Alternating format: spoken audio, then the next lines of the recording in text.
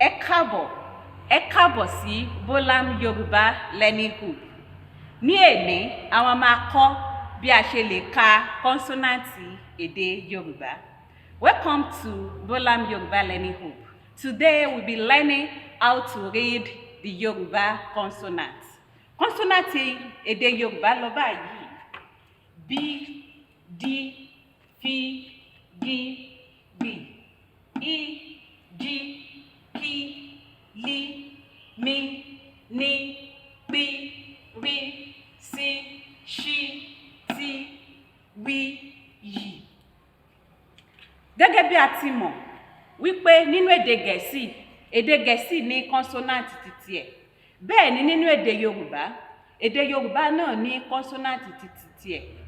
Ǹjẹ́ ẹ nífẹ̀ẹ́ sí láti mọ bí ẹ ṣe lè kà, bí ẹ ṣe lè kọ àti bí ẹ ṣe lè sọ èdè Yorùbá? If you are willing to enrich yourself on how to write, how to read, and how to speak Yoruba language with confidence, kindly subscribe to our YouTube channel, send a mail to our email, and follow us on Twitter. We will be expecting your feedback. Thank you very much. Èmi ni tiyín tòótọ́, Bolam Ẹ ṣé púpọ̀. Ó dàbọ̀.